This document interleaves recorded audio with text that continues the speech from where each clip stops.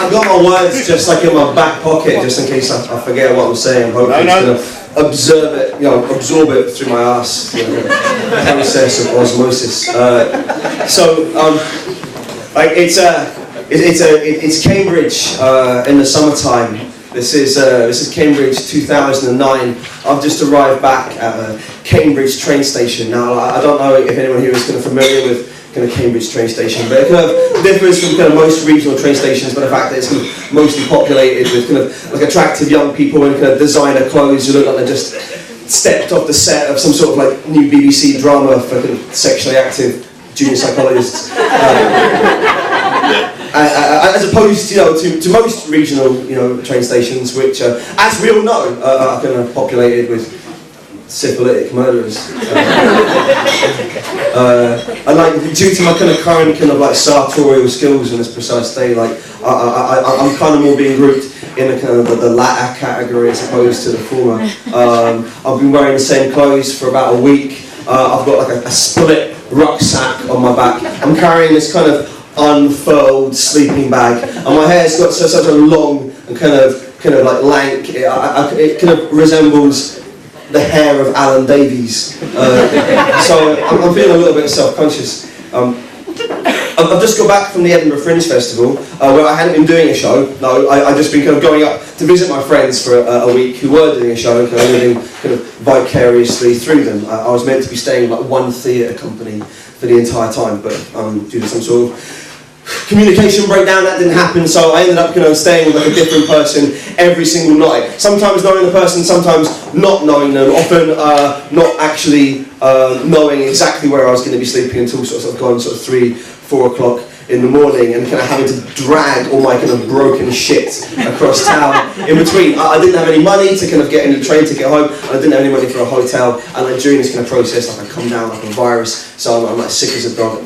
I get back into Cambridge station, and I don't have any money for a taxi, so I start the hour-long walk home back to my house. So I take a little shortcut through this little walled garden in Cambridge. In the walled garden, there's like a guy sitting on a bench in his 40s.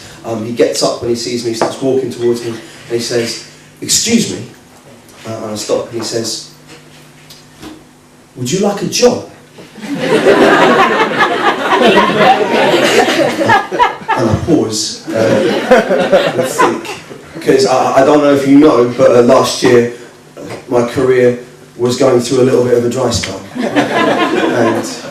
And basically, like since I moved to Cambridge about 6 months earlier, and I've been broke before that. I spent like a year and a half living back with my parents, and all of this was because I was going to hold on to this notion that I was going to make my living by writing and performing poetry. Like, don't tell me like I know. Lie to me, ladies and gentlemen. Tell me that's a good idea. So I've been stuck back there for this like entire period of time.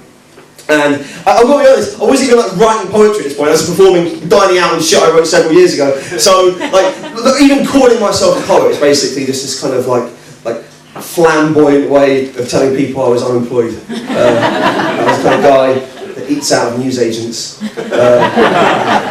Apart from the sort of lucky sort of red letter days when perhaps I got 50 quid for a gig, when I'd be able to like treat myself to like a battered sausage and a can of Guinness.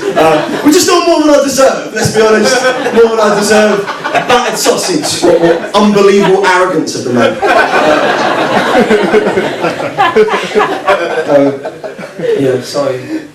So that's been kind of going on. So I've been absolutely kind of broke, and so when I found myself suddenly like in this park, and this guy like says the word job, my eyes kind of lit up a little bit.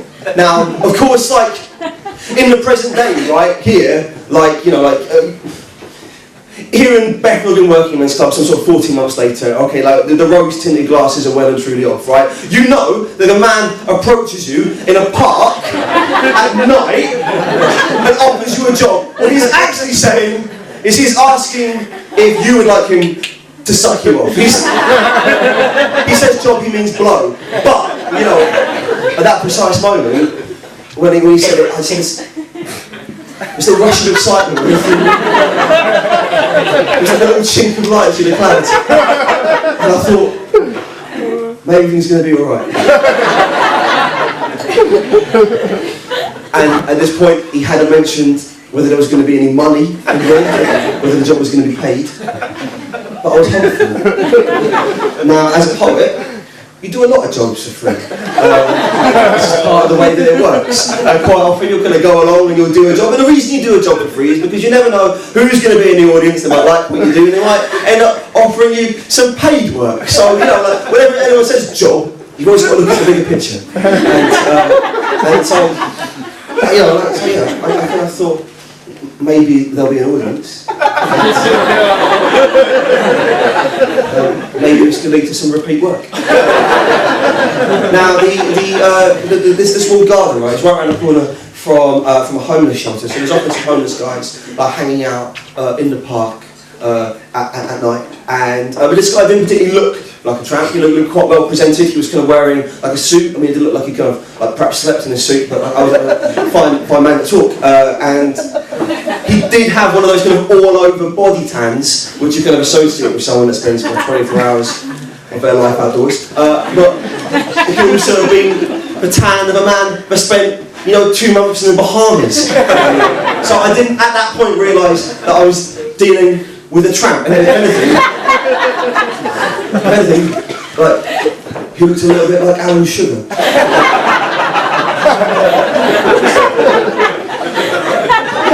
And I think the reason why, at the time, when it suddenly clicked, why I didn't mind the fact that I'd been mistaken for a rent boy, the reason why I didn't really hurt me was just because I think at that precise moment in time, I just kind of, I'd lost any kind of real sense of identity. I just spent, pretty much the last year being in about 2 or 3 cities a week.